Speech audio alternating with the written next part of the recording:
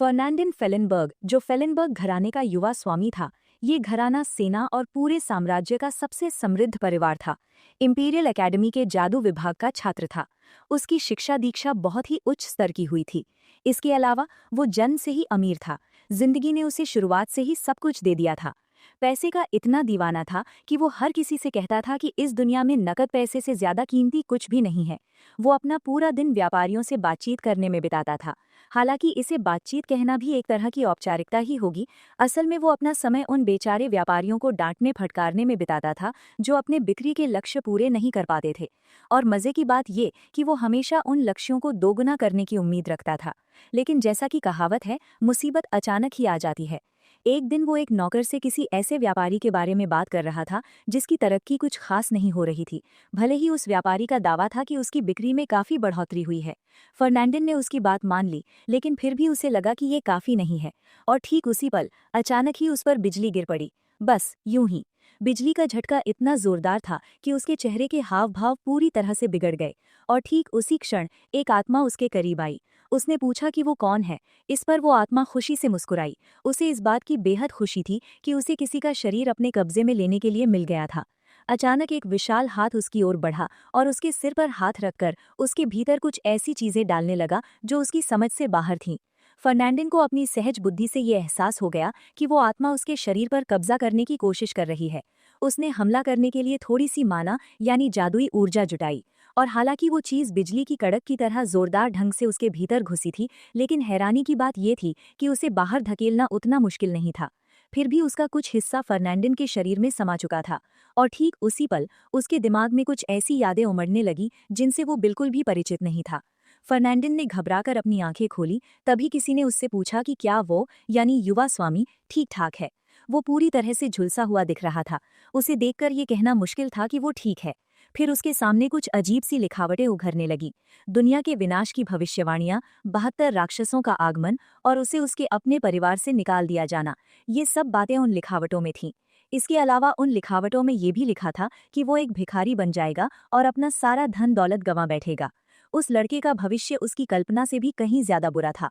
पूरी दुनिया का विनाश हो जाना, हाँ, ये तो बुरा था ही, लेकिन कंगाल हो जाना, ये तो बिल्कुल ही असहनीय था।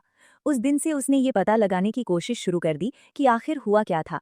वो चीज़ क्या थी जिसने उसे अपने कब्जे में लेने की कोशिश की थी, और वे यादें उसके अंदर कैसे आ गईं। बदकिस्मती से उसे कभी कोई असली जवाब नहीं मिला, लेकिन एक बात उसे पक्की पता थी कि इस बात की बहुत ज्यादा संभावना थी कि वे भविष्यवाणियां सच हो सकती हैं। क्यों? क्योंकि जब से उसे वे यादें मिली थी, वो उनका इस्तेमाल करके ढेर सारा पैसा कमा रहा था। दिक्कत ये थी कि वो इस बात से खुश नहीं था, क्योंकि इसका मतलब ये था कि वे यादें शायद सच थीं। और अगर वे सच थीं तो एक दिन वो सब कुछ खो देगा। वो उसे एक कप कॉफी देता है, लेकिन फर्न मना कर देता है। वो एक छोटा सा अखबार उठाता है, उस पर एक नज़र डालता है, और वो आदमी उस पर नज़र रखता है। फिर वो पूछता है कि क्या उस लड़के को आजकल कुछ अजीब सा महसूस हो रहा है, और फर्न कहता है नहीं, लेकिन उस आदमी को पक्का यकीन है कि कुछ तो गड़बड़ है। वो पिछले लगभग 6 महीनों से बहुत ज्यादा परेशान दिख रहा है। अचानक से फर्न के मुंह से लार टपकने लगती है, जैसे वो किसी गहरी सोच में खो गया हो। और आजकल वो बिना सोचे समझे फैसले ले रहा है, जो कि उसके स्वभाव के बिल्कुल विपरीत है, क्योंकि वो तो मोलभाव करने का माहिर हुआ करता था। उस आदमी को पक्का यकीन है कि इसका कुछ न कुछ संबंध उस बिजली गिरने वाली घटना से जरूर है। फर्न चुप रहता है, अपनी सोच में डूबा हुआ।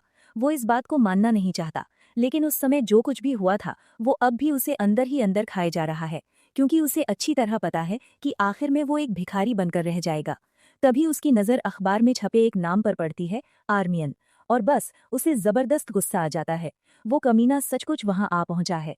फर्नांडिन गुस्से में वहां से चला जाता है और कहता है कि वो दक्षिण की ओर जा रहा है। वो आदमी वहीं खड़ा हैरान परेशान सोचता रहता है कि ये लड़का सचमुच आजकल कुछ ठीक नहीं लग रहा है।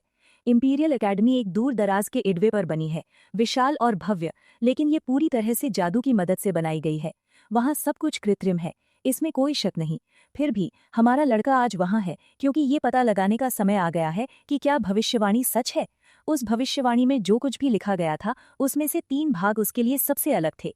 वो हिस्सा जहां वो अपना सारा पैसा खो देता है, वो हिस्सा जहां वो एक भिखारी बन जाता है, और वो तीसरा भाग याक, जहां वो टूट जाता है। अकेले वे 3 वायदे पहले से ही असहनीय महसूस हो रहे थे। खैर, वास्तव में इसमें और भी बहुत कुछ है। भविष्य का एक संस्करण है जहां वो एक भिखारी बन जाता है, जी हाँ, लेकिन एक और भी है, जहाँ सुलेमान नदी के 72 राक्षसों ने भूमि पर आक्रमण किया। और फिर एक तीसरी बात होती है, एक अर्मीनियाई, वो जो दुनिया को उन राक्षसों से बचाने के लिए किस्मत में था। उस नाम को पूरे साम्राज्य के रूप में जाना जाता है। क्यों? क्योंकि वो सम्राट कैलिनस अर्मीनियाई का प्रत्यक्ष वंशज है। हाउस ऑफ अर्मीनियाई वस्तुतः वही है जिन्होंने इस पूरी जगह की स्थापना की है। हालांकि ये 1000 साल पहले था और आजकल उन्होंने वो सारी शक्ति खो दी है जो उनके पास एक बार थी। फिर भी भविष्यवाणी स्पष्ट रूप से बताती है कि अर्मीनियाई के नाम से जाना जाने वाला कहानी का नायक है। स्कूल के लिए प्रवेश परीक्षा पास करने के बाद वो इस क्षेत्र में सम्राट द्वारा दिए गए नक्शे का पालन करने के लिए आता है। उसी क्षण से वो अकादमी में प्रवेश करता है और अनगिनत घटनाएं सामने आती हैं जो सभी उस नॉवल में लिखे गए थे। फरनान उसके दिमाग में प्रत्यारोपित कर दिया गया, जिसका मतलब ये है कि यदि फरनान यहाँ उस आदमी से मिलता है तो भविष्यवाणियां वास्तविक होनी चाहिए। लेकिन वो जिस कारण की तलाश कर रहा है वो सिर्फ इसलिए नहीं है कि वो भविष्य का नायक है, वे सीधे फरनान के दयनीय भविष्य से भी बंधे हैं। वो है जो ये कहते हुए पत्र सौंपता है कि फरनान को स्कूल से निकाल दिया गया है। और सबसे बुरी बात यह है कि फरनान को कोई सुराग नहीं है कि वो कमीने उसके पतन के लिए क्यों जिम्मेदार थे। सभी पाठों में ये कहा गया था कि एक अर्मीनियाई ने फर्न और फेलेनबर्ग को कुछ देखा। ये स्पष्ट नहीं था, लेकिन उसके कारण उसने उसे प्रतिकर्षक पाया। उस अस्पष्ट और मुड़े लिखने के साथ ये जानने का कोई तरीका नहीं है कि क्या हुआ, लेकिन सतह पर ऐसा लग रहा था कि फरनान के बारे में राक्षसों के साथ या उन पंक्तियों के साथ कुछ। वो अपने पाठ्यक्रम से हट जाता है, चारों ओर देखता है और पूछता है कि क्या ये जगह है। अर्मेनियाई परिवार के पहले सम्राट द्वारा एक डंजन को पीछे छोड़ दिया जाना चाहिए था। इसके अंदर कहा गया था कि एक तलवार थी जिसमें रॉयल नाइट गार्डनर की आत्मा थी। ये मानते हुए कि पुस्तक सही थी, वो तलवार वो है जो राक्षसों के खिलाफ अपनी लड़ाई शुरू करने के लिए उपयोग करेगी। अगर दुनिया को बचाने के लिए उस लड़के की नियति के लिए नहीं होता तो फरनान उसे पहले ही मार देता। सबसे बुरी बात यह है कि वो आदमी भविष्य के लिए जिम्मेदार है, जहां फरनान सड़कों पर खत्म होता है। लेकिन तभी उसे कुछ अजीब सी गंध आती है, खून। वो बगल की ओर देखता है और देखता है कि चमकीले लाल रंग का एक पौधा है। जैसे कहानी में कहा गया था, वो कालघंडी को खोजने से पहले एक क्रोकर से मिला था। ये जीव दलदलों के टॉप शिकारी हैं और फरनान जो अभी अभी अकेडमी में शामिल हुए थे, उनके पास कोई मौका नहीं था। और इसके साथ ही ये और भी स्पष्ट होता जा रहा था, भविष्यवाणी सच होने लगी थी। जिस तरह फरनान ने कालघंडी के अंदर एक नजर डालने का फैसला किया, वो कमीना अर्मीनियाई अचानक उसके सामने आ जाता है। फरनान तुरंत पूछता है कि वो अकेडमी की प्रवेश परीक्षा लेने के बजाय वहां क्या कर रहा है, जैसे उसे करना चाहिए। ए जानना चाहता है कि फरनान को ये भी कैसे पता है कि वो कौन है, और फरनान जवाब देता है कि हर कोई जानता है कि सम्राट का वंशज कौन है, लेकिन गोरे बच्चे को नहीं पता कि फरनान कौन है। फरनान अपना परिचय देता है और ऐसा लगता है कि उसकी सबसे अच्छी प्रतिष्ठा नहीं है। गोरा बच्चा चौंक जाता है और पूछता है कि क्या वो नामी फरनान फेलेनबर्ग है। फरनान का अभिव्यक्ति थोड़ी कम हो जाती है और उससे कुछ सम्मान दिखाने को कहता है। बेंडी पूछता है कि क्या उसे चोट लगी है क्योंकि उसने एक क्रोकर से लड़ाई की है।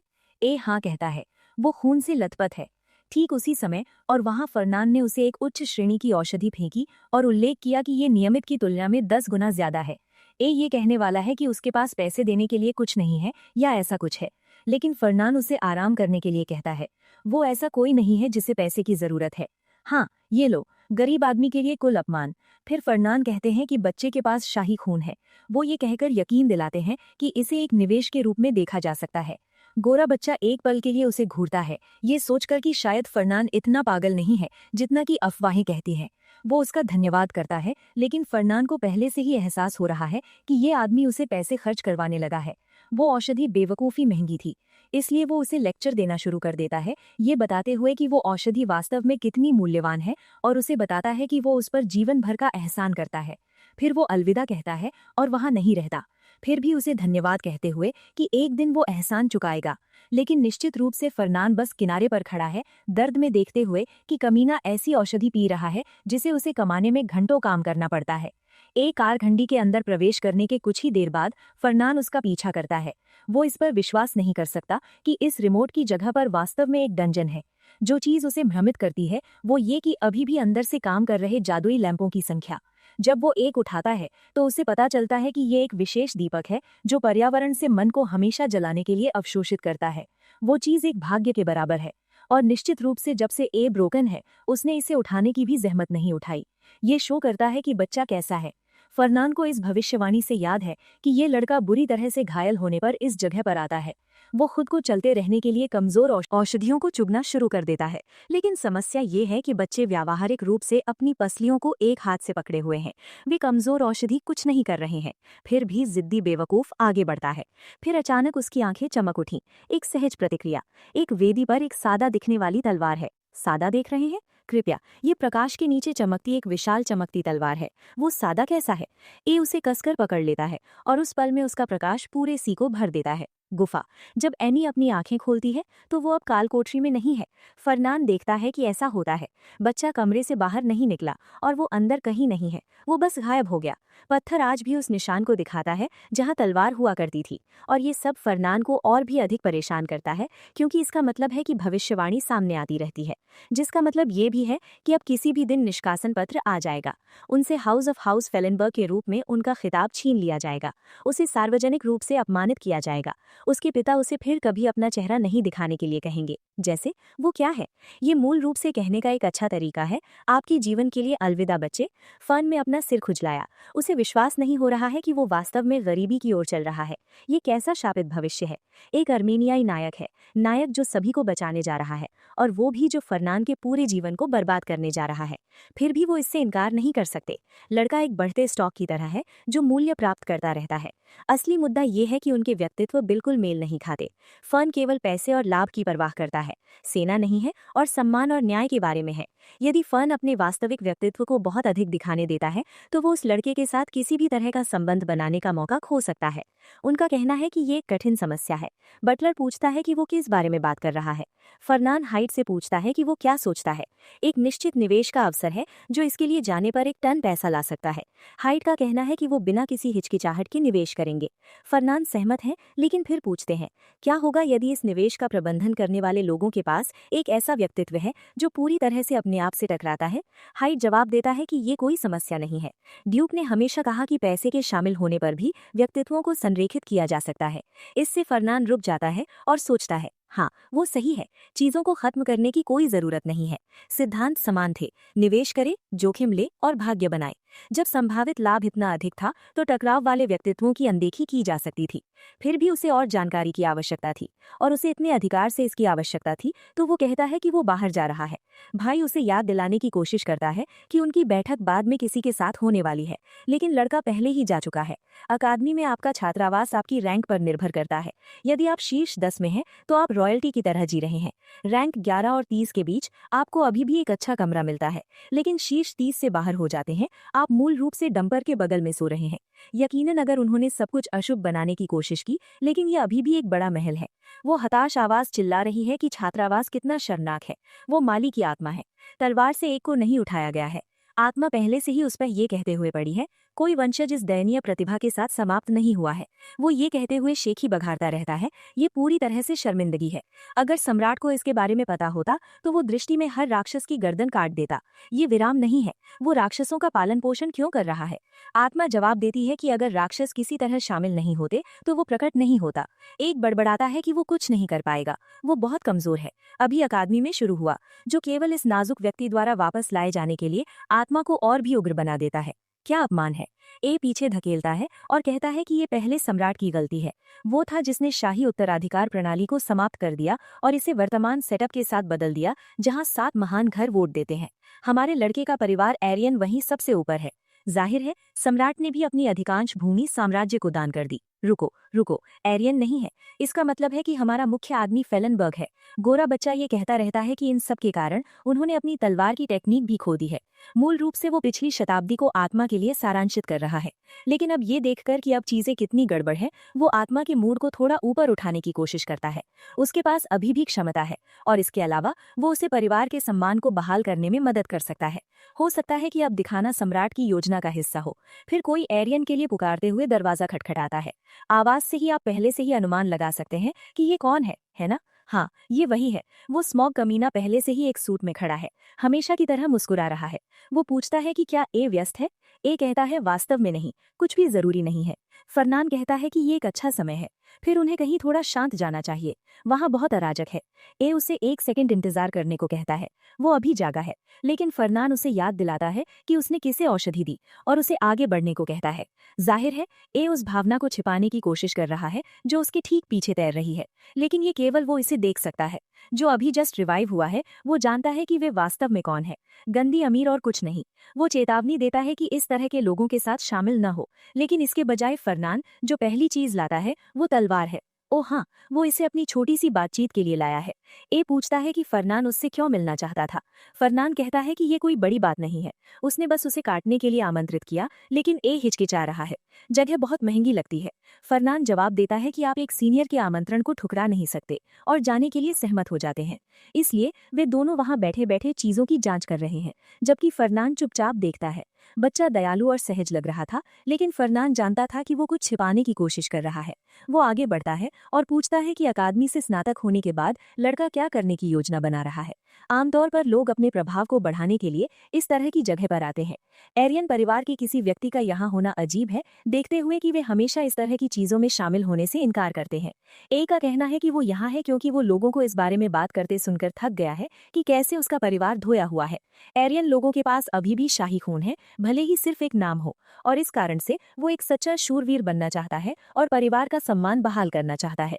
फरनान उनके व्यक्तित्व का थोड़ा और अध्ययन करते हैं। वो पहले से ही बता सकते हैं कि लड़के में दृढ़ संकल्प, महत्वाकांक्षा और अपने वंश में बहुत गर्व की भावना है। जब तक कि सीन शिफ्ट नहीं हो जाता, तब तक वे जो कुछ भी करते हैं उसके बारे में बात करते रहते हैं। अंत में फरनान को लगता है कि वो ये समझना शुरू कर रहा है कि एरियन वास्तव में किस तरह का व्यक्ति नहीं है। उसकी मूल योजना उसे थोड़ा प्रायोजित करने और उसमें निवेश करने के लिए कुछ चीजें खरीदने की थी, लेकिन लड़के के व्यक्तित्व को देखते हुए फरनान जानता है कि ये उसके गर्व पर हमले की तरह महसूस होगा। इस तरह के निवेश के लिए एक रिश्ते की तरह एक पुश और पुल दृष्टिकोण की आवश्यकता है। आप थोड़ा देते हैं, फिर कुछ नहीं, फिर थोड़ा दे देते हैं और देते हैं, फिर कुछ नहीं। वो जानता है कि किसी कोमल के साथ विश्वास बनाने का एकमात्र तरीका धीरे धीरे उनकी वफादारी अर्जित करना है, और तभी जब समय सही होगा तो वे उसे रील कर लेंगे, है ना? फिर बटलर आता है और पूछता है कि वो कहाँ है। फरनान पूछता है कि क्या उन्होंने अभी तक द बर्ड से बात की, और बटलर कहते हैं हाँ, व्यापारियों के साथ उस पूरे मुद्दे के बारे में जिस लड़की से बात करने की जरूरत है वो वास्तव में काफी समय से इंतजार कर रही है। फरनान उसके बारे में पूरी तरह से भूल गया था। बटलर कहता है कि अगर उसे पता होता कि उसे इतना ज्यादा समय लगेगा तो वो उससे किसी और समय आने को कह देता, लेकिन उसने इंतजार करने का फैसला किया और अब 3 घंटे बीत गए हैं। शायद उसे लगता है कि फरनान उसे जानबूझकर टाल रहा है, उसे हार मानने पर मजबूर करे। जिस पर फरनान जवाब देता है कि सच कहूं तो इससे चीजें और भी आसान हो जाती हैं। अगर वो निराश हो जाती है तो उसे कुचलना और भी आसान होगा। अरे जरा संभल कर बच्चे। वो हंसता है और कहता है कि चाहे कुछ भी हो, उसे अभी भी बर्ब्स के साथ चीजें ठीक ठाक चाहिए। फिर अचानक उसे कुछ अजीब सा महसूस होता है। बटलर पूछता है कि क्या बात है। अपना सिर पकड़ते हुए और थोड़ा लड़खड़ाते हुए फरनान कहता है कि कुछ नहीं, बस एक अजीब सा सिरदर्द हो रहा है। लेकिन जाहिर है कुछ नया सामने आता है, कुछ एक्वामरीन और एक ऐसे नोबल के बारे में जो अभी भी जिंदा है, कुछ इसी तरह। असल में ये एक ऐसी लड़की के बारे में है जिसके बाल भूरे हैं और आंखें एक्वामरीन की तरह है, लेकिन उसकी खूबसूरती के पीछे उसे बयान करने का सबसे अच्छा तरीका उसकी शाही मौजूदगी और तलवारबाजी में उसकी बेजोड़ महारत है। उसकी तलवार चांदनी में नाचती थी और कहा जाता है कि अगर उसकी बेड़ियां कभी टूट गईं तो वो फिर से अपने पंख फैला पाएगी। ये बेड़ियां फेलनबर्ग परिवार की हैं। अब फरनान को ये समझ आने लगा है कि एन भविष्य में उससे इतनी नफरत क्यों करने लगती है। जाहिर है इस नीली आंखों वाली लड़की के साथ उसका किसी तरह का कोई रिश्ता बनने वाला है और फरनान उसकी जिंदगी में एक रुकावट बनते दिख रहा है। फरनान दबी जबान में कुछ बड़बड़ाता है और बटलर को लगता है कि वो उसे ही कोस रहा है। फिर हम उन लड़कियों को देखते हैं जो वहां बैठी फरनान के बारे में सोच रही हैं। फेलनबर्ग, उस कमीने ने उसे यहाँ बुलाया ही क्यों? सिर्फ 3 घंटे तक उसे यूं ही खड़ा रखने के लिए? उसके पास टिकटॉक या कुछ देखने के लिए एक छोटा सा फोन भी नहीं है। वो कर्ज में डूबी हुई है और सोच रही है कि क्या उसे लगता है कि ऐसा करके वो उसे थका देगा। इस बीच फरनान उसके ठीक पीछे खड़ा है और चुपचाप देख रहा है कि वो बेचारी लड़की अभी भी इंतजार कर रही है। दूर से ही वो महसूस कर सकता था कि वो कितनी गुस्से में है। पता चलता है कि बर्ज परिवार, उसका परिवार उत्तर के किसी दूरस्थ शहर से आया था। वे उस इलाके की रखवाली करते थे, लेकिन एक बहुत बड़े राक्षस के हमले के बाद वे लगभग पूरी तरह खत्म हो गए। उन्होंने जो किला बनाया था वो पूरी तरह तबाह हो गया था और अब वे उसे फिर से बनाने के लिए पैसे जुटाने की जी जान से कोशिश कर रहे हैं। उन्होंने एक तरह का गोल्डन पेटेंट भी बेच दिया था जिससे उन्हें कुछ खास अधिकार मिले हुए थे, लेकिन वो भी काफी नहीं था। और जिसने उन्हें बचाया, जिसने उनकी मदद के लिए हाथ बढ़ाया, वो था फेलनबर्ग परिवार का मुखिया, हमारे हीरो का पिता। लेकिन जाहिर है उसने ये सब दया भाव से नहीं किया। फेलनबर्ग परिवार के लोग जादू टोने में तो हमेशा से ही माहिर थे, लेकिन तलवारबाजी वो तो बिल्कुल ही अलग कहानी थी। और दूसरी तरफ थे बेरीव परिवार के लोग, जिनकी तलवारबाजी की टेक्निक बेजोड़ थी, लेकिन वे अब दाने दाने के मोहताज हो गए थे। ये एक बेहतरीन मौका था। हमारे हीरो के पिता ने उन्हें एक कर्ज की पेशकश की, एक ऐसा कर्ज जिसे वे कभी चुका ही नहीं पाते। बर्च परिवार के लोग तबाही से तो बच गए, लेकिन अब वे उस भारी भरकम ब्याज के बोझ तले धीरे धीरे घुट घुट कर मरने लगे थे। ये उन पर दबाव बनाने और उन्हें अपनी तलवारबाजी की जादुई तकनीक सौंपने के लिए मजबूर करने का एक सुनहरा मौका था। लेकिन अब बर्च परिवार के सामने एक नई मुश्किल खड़ी हो गई थी, और वो मुश्किल थी वो लड़की। यही वो लड़की थी जो आगे चलकर इन अर्मेनियन की प्रेमिका बनने वाली थी। उसकी काबिलियत, उसकी समझदारी, उसकी खूबसूरती, सब कुछ बेमिसाल था। उसमें अगर किसी चीज की कमी थी तो वो थी दौलत। उसकी काबिलियत और इनके साथ उसके जुड़ाव को देखते हुए फरमीन को बस ये पक्का करना था कि वो लड़की उससे नफरत ना करे। इसलिए जब वो कमरे में दाखिल हुआ और देखा कि वो लड़की उम्मीद से पहले ही आ गई है, तो उसने तुरंत माफी मांगी। उसने कहा कि उसका ध्यान कहीं और चला गया था और वो जानबूझकर उसे इंतजार नहीं करवाना चाहता था। लड़की ने उससे कहा कि उसे माफी मांगने की कोई जरूरत नहीं है, उसका समय तो पहले ही बर्बाद हो चुका था। फरमीन ने फिर जोर देकर कहा कि उसने ऐसा जानबूझकर नहीं किया था। लड़की ने कहा, ठीक है, मैं मान लेती हूं कि तुमने ऐसा जानबूझकर नहीं किया। फरमीन अभी कुछ कहने ही वाला था कि लड़की ने उसे बीच में ही टोक दिया। वो जानना चाहती थी कि आखिर फरमीन ने उससे मिलने के लिए कहा ही क्यों था। फरमीन ने जवाब दिया, ये तो जाहिर सी बात है। बेशक सैद्धांतिक तौर पर तो यही वो सही मौका था जब उसे उस लड़की के परिवार से उनकी तलवारबाजी की तकनीक मांगनी चाहिए थी। लेकिन इस वक्त उसका असली मकसद तो बस ये था कि वो लड़की कम से कम उसे बर्दाश्त तो कर ले, हो सके तो उसे पसंद भी करने लगे। क्या वो सचमुच लू और बर्च को अपनी तरफ खींचने की कोशिश कर रहा था? सच में? वो तो आगे चलकर इनकी प्रेमिका बनने वाली थी। खैर, भविष्य तो भविष्य ही होता है ना? धत तेरी की, ये तो बहुत ही बेरुखी वाली बात है। वो नाइट्स और मैजिक डिपार्टमेंट के बीच के क्लास स्ट्रक्चर से जुड़ी किसी बात पर चर्चा शुरू करता है, लेकिन उसके बात पूरी करने से पहले ही वो उसे बीच में ही टोक देती है। वो कहती है कि उसे पहले से ही पता है कि वो उसे अपनी पार्टनर बनाना चाहता है, लेकिन वो भला ऐसी किसी बात के लिए राजी क्यों होगी? उसकी पार्टनर बनने का कोई मतलब ही नहीं है।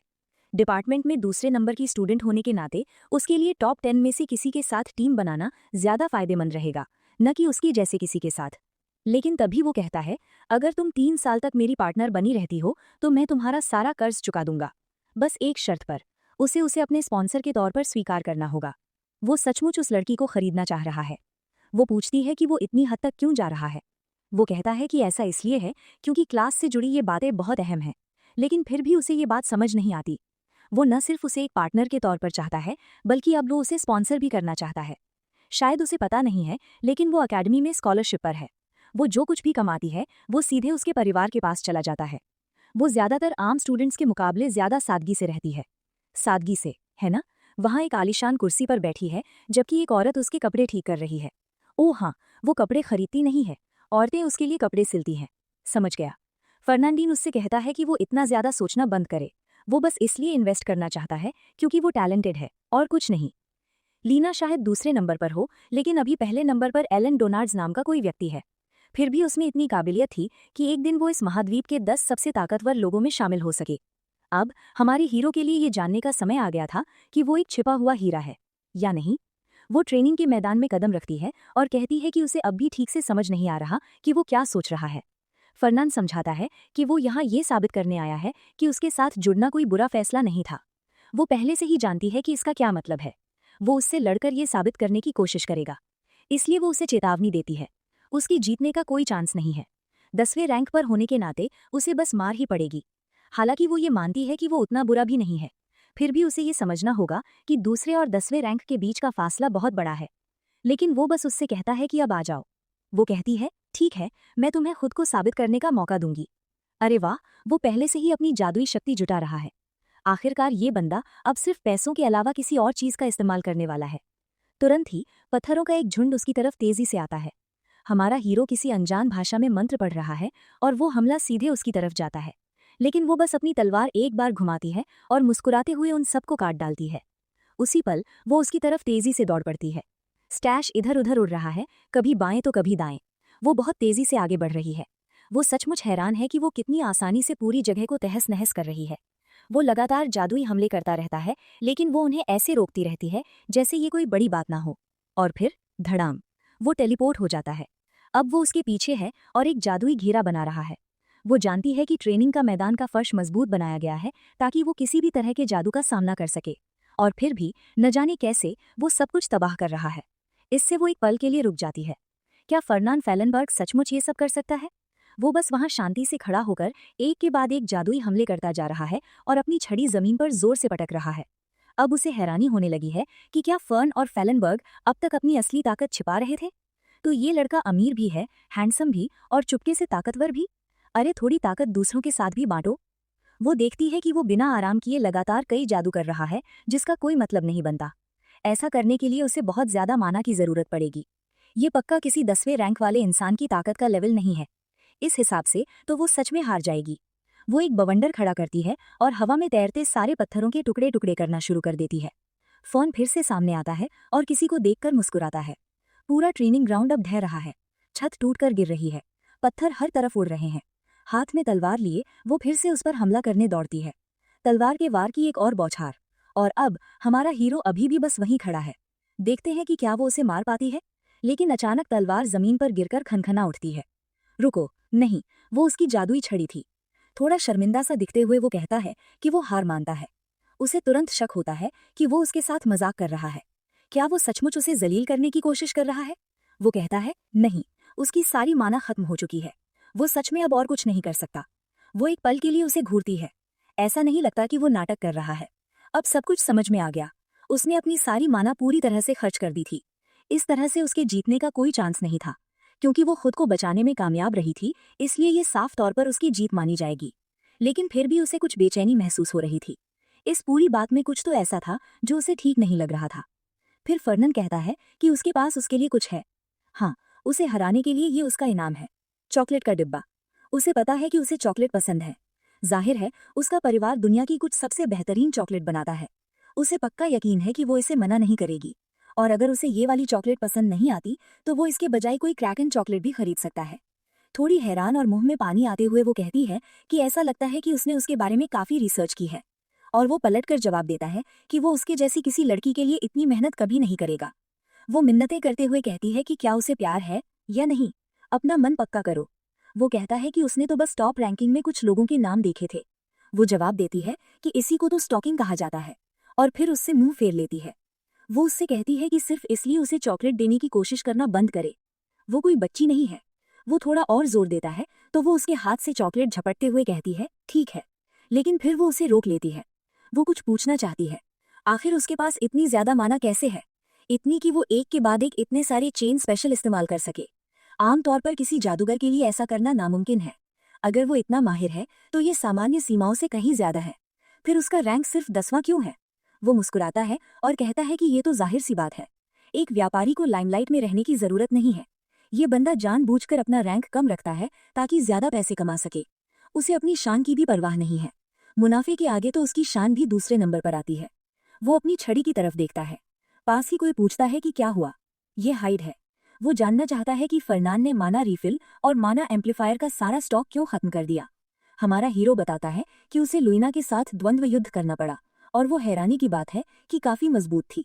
वो पूरी तैयारी के साथ गया, फिर भी उसे बुरी तरह हार का सामना करना पड़ा। उसने न सिर्फ बड़ी आसानी से अपना बचाव किया, बल्कि फरनान के मन में उसे चोट पहुंचाने का ख्याल आने से पहले ही उसकी सारी माना खत्म हो गई। हाइड को ये बात समझ नहीं आती। उसके लिए इतनी हद तक जाने की क्या जरूरत थी? क्या वो सचमुच इतनी अहमियत रखती थी? फरनान कहता है कि बात बहुत सीधी है। वो भविष्य के लिए एक निवेश है। एक बार फिर बटलर के मन में ये सवाल उठता है कि कहीं ये उसके सिर पर बिजली गिरने का कोई साइड इफेक्ट तो नहीं है। सच कहूं तो हमारा हीरो बस यही सोच रहा है कि हाइड बिल्कुल सही था। उसकी तलवारबाजी सचमुच बहुत शानदार थी। अब उसे समझ आया कि वो बर्च परिवार की तकनीकों पर इतना ज्यादा ध्यान क्यों दे रहा था। और तो और लुइना में सचमुच बहुत हुनर था। तो फिर ऐसा क्यों हुआ कि भविष्य में वो कभी भी सबसे अलग या मशहूर नहीं हो पाई? शायद उसके पास अच्छे हथियार या साजो सामान नहीं थे, या फिर शायद रास्ते में उसके साथ कुछ बुरा हो गया। खैर हाँ, असल में तो हमारे ही परिवार ने उसे कर्ज के बोझ तले दबाकर उसकी जिंदगी बर्बाद कर दी थी। फिर भी वो अटेंडेंट जानना चाहता है कि फरनान अब ड्यूक को क्या जवाब देगा। आखिर वो उस परिवार से उनकी मशहूर तलवारबाजी की शैली हासिल करने में कामयाब नहीं हो पाया। फरनान मान लेता है कि उसने इतनी दूर की नहीं सोची और फिर पूछता है कि क्या इसका मतलब ये है कि अब उसे अपने पद से हाथ धोना पड़ेगा। बटलर कहता है नहीं, उसे देश निकाला नहीं दिया जाएगा, शायद उसे बस मार दिया जाएगा, किसी गाड़ी के नीचे कुचल दिया जाएगा और फिर किसी खाई में फेंक दिया जाएगा। उसने पहले ही ड्यूक को एक चिट्ठी भेज दी है ताकि जैसे ही फरनान वहां पहुंचे ड्यूक उसे तुरंत मौत की सजा देने के लिए तैयार रहे। और घबराने के बजाय क्योंकि वो जानता है कि हालात अब उसके काबू से बाहर होने वाले हैं, फर्न खुद का ध्यान भटकाने और इन सब बातों को नजरअंदाज करने की कोशिश कर रहा है। कुछ दिनों बाद आखिरकार वो खत आ ही जाता है। वो उसे खोलता है, बेहद घबराया हुआ, ये जानने के लिए कि उसके पिता ने क्या लिखा है। वो पहले से ही बेचैन है क्योंकि जवाब उम्मीद से कहीं ज्यादा जल्दी आ गया है। बटलर इस बात की पुष्टि करता है, लेकिन कहता है कि अब असली चिंता इस बात की है कि खत के अंदर क्या लिखा है। फर्नन तो ये भी पूछता है कि क्या उसके पिता ने कोई अलग से खत भेजा है जिसमें उसे मौत की सजा का हुक्म दिया गया हो। बटलर कहता है नहीं, हालांकि उसे पूरा यकीन है कि आज का दिन ही फर्नन की सेवा में उसका आखिरी दिन है, क्योंकि अब फर्नन का खेल खत्म होने वाला है। फर्नन अपने मन ही मन जानता है कि इस वजह से उसकी पदवी नहीं छिनेगी। अगर ऐसा हुआ भी तो उसकी वजह हाइड का जरूरत से ज्यादा नाटक करना होगा। लेकिन जब वो आखिरकार उस खत को देखता है तो पाता है कि उसके पिता ने बस इतना ही लिखा है कि शायद उस पर किसी शैतान का साया पड़ गया है। ठीक उसी पल फर्नन तय करता है कि उसे जाकर उस बुजुर्ग से मिलना चाहिए। जाहिर है वो किसी को ये नहीं बता सकता कि उसे उस भविष्यवाणी के बारे में पता चल गया है, या उसे ऐसी बहुत सी बातें मालूम हैं जो अभी तक हुई भी नहीं हैं। ऐसा भी नहीं है कि वो इस बात को भौतिक रूप से साबित कर सके। असल में कोई किताब मौजूद नहीं है, सारी जानकारी बस उसके दिमाग में ही कैद है। अगर वो यूं ही सच उगल देगा तो उसके पिता उसे कोई वहमी व्यापारी समझ बैठेंगे जिसका दिमागी संतुलन बिगड़ गया है। शायद वे गुस्से से आग बबूला हो जाएंगे और सोचेंगे कि फर्न पूरे परिवार को बर्बाद करने की साजिश रच रहा है। इसलिए अभी के लिए लक्ष्य सीधा सा है, इस बर्च वाली स्थिति से होने वाले नुकसान को कम से कम करना। जब वो वहां पहुंचता है तो ड्यूक उससे कहता है कि वो उम्मीद से कहीं ज्यादा शांत दिख रहा है। वो पूछता है कि क्या उसका बेटा ड्रग्स ले रहा है या धीरे धीरे अपना मानसिक संतुलन खो रहा है, या शायद वे राक्षस जिन्हें सम्राट ने पिछले जन्म में मारा था अब उसके बच्चे के शरीर पर कब्जा करने लगे हैं। क्योंकि अगर इनमें से कोई भी बात नहीं है तो वो समझा नहीं पा रहा कि आखिर चल क्या रहा है। फर्नन जवाब देता है कि उसने बस बर्का परिवार में एक बेहतर निवेश करने का फैसला किया है। ड्यूक जानना चाहता है कि ऐसा कौन सा निवेश हो सकता है जो उनकी गुप्त तलवारबाजी की तकनीक हासिल करने से भी बेहतर हो, और फर्नन बस इतना कहता है कि वो उसे ये बात नहीं बता सकता। ड्यूक जवाब देता है कि ये कोई गुजारिश नहीं है। इस समय वो फर्नन को एक शर्मिंदगी और एक बेवकूफ से ज्यादा कुछ नहीं समझता जो परिवार की दौलत को बर्बाद करने की कोशिश कर रहा है। लेकिन फर्नन अपनी बात पर अड़ा रहता है और कहता है कि इसके बावजूद उसके विचार नहीं बदले हैं। अगर ड्यूक बर्च वाली स्थिति के मामले में उस पर भरोसा करता है तो इसका नतीजा उस तलवारबाजी की तकनीक से मिलने वाली दौलत से कहीं ज्यादा बड़ा होगा। ड्यूक कहता है कि अगर सच में ऐसा है तो वो इस पर दोबारा विचार करने को तैयार है, लेकिन वो फर्न के इस आत्मविश्वास का राज जानना चाहता है। फर्नन कहता है कि वो ये राज नहीं खोल सकता। ड्यूक का गुस्सा भड़क उठता है। वो कहता है कि ये सब अब हद से ज्यादा बेतुका होता जा रहा है। उसने अपने बेटे की परवरिश इतनी लापरवाह बनने के लिए नहीं की थी।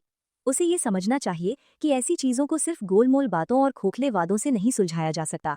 तभी फर्नन को एहसास होता है कि अगर वो चाहता है कि ये योजना सफल हो तो उसे उस भविष्यवाणी के बारे में कुछ न कुछ बताना ही पड़ेगा। वो सच में इस बारे में बात शुरू नहीं करना चाहता था, लेकिन अब उसके पास कोई और चारा नहीं बचा था। इसलिए वो कहता है कि बर्च वाले मामले की पूरी जिम्मेदारी लेने के बदले में वो एक ऐसी जानकारी साझा करेगा जो सिर्फ उसे ही पता है। ड्यूक पूछता है कि ये मुमकिन कैसे है। फर्नन बताता है कि ऐसा एक खुफिया नेटवर्क की वजह से है जिसे वो खुद संभालता है। जाहिर है उसके पिता इस बात को मानने से इनकार करना चाहते हैं। उनका कहना है कि ऐसा हो ही नहीं सकता कि उसका निजी खुफिया समूह पूरे परिवार द्वारा चलाए जा रहे खुफिया समूह से ज्यादा होशियार हो। लेकिन ठीक है, फर्नन जिस बड़ी जानकारी के होने का दावा कर रहा है उसके बारे में जानने की उत्सुकता उन्हें भी है। तो फर्नन उसे विस्काउंट डोनार्ड्स के पूर्वी इलाके में मौजूद हुरोस पहाड़ों के बारे में बताता है। उस इलाके में एक अनदेखी माना क्रिस्टल की खदान है। उसके पिता कहते हैं कि इस पर यकीन करना मुश्किल है। आमतौर पर जैसे ही माना की खदानें मिलती हैं उन्हें पूरी तरह से खाली कर दिया जाता है। फर्नन का ग्रुप, जो साफ तौर पर कमजोर है, उसे ऐसी किसी चीज के बारे में कैसे पता चल सकता है जबकि उनकी अपनी इंटेलिजेंस टीम को इसके बारे में बिल्कुल भी पता नहीं चला। वो तो ये भी कहता है कि फर्नन का ग्रुप तो बच्चों का बना है। फर्नन बस कंधे उचकाते हुए कहता है, बच्चों को मिट्टी में खेलना पसंद है, उनकी किस्मत अच्छी थी। उसके पिता को बस इतना जानना है कि वहां नीचे माना क्रिस्टल की जितनी मात्रा है वो बातचीत में होने वाले संभावित नुकसान की भरपाई के लिए काफी है। ड्यूक का चेहरा गंभीर हो जाता है। वो क्या कह सकता है? उसे भी पैसे से प्यार है। दौलत का अंबार किसी भी समस्या को खत्म करने के लिए काफी था। माना स्टोन के दुर्लभ क्रिस्टल जिनमें जादुई ऊर्जा होती है अमीर बनने के सबसे अच्छे तरीके हैं। एकमात्र समस्या ये है कि भविष्यवाणी में इस खदान का जिक्र बहुत संक्षेप में किया गया है। इसकी कोई सटीक जगह नहीं बताई गई है और फर्नन ने खुद भी इसे नहीं देखा है। उसे नहीं पता कि ये कितनी बड़ी है या सच में इसकी इतनी कीमत है भी या नहीं, लेकिन अभी उसका मकसद अपने पिता से कुछ और समय पाना है। उसे ये भी याद आता है कि डोनाल्ड्स परिवार का वहां किसी तरह का सप्लाई ऑपरेशन चल रहा था, लेकिन एक चक्रवात आने के बाद वो नाकाम हो गया। जाहिर है वो उस माना खदान पर अपना कब्जा जमाना चाहते थे, लेकिन अब फर्नन के परिवार के पास बीच में आकर हालात का फायदा उठाने का मौका है।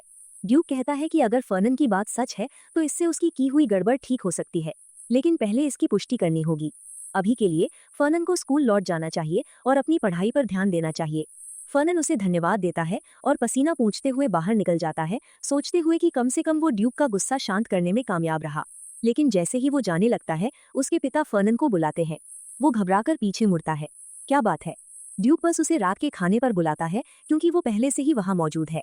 बाद में ड्यूक बटलर से बात करता है जो थोड़ा निराश लग रहा है। ब्लैक टर्टल, उसके परिवार का इंटेलिजेंस ग्रुप, कुछ चूक गया। ये बहुत जरूरी बात है। वो चुपचाप नाश्ता करता है और कहता है कि वो देखेगा कि उनके इन्फॉर्मेशन नेटवर्क में क्या चल रहा है। फिर ड्यूक पूछता है कि फर्नन के बारे में वो क्या सोचता है।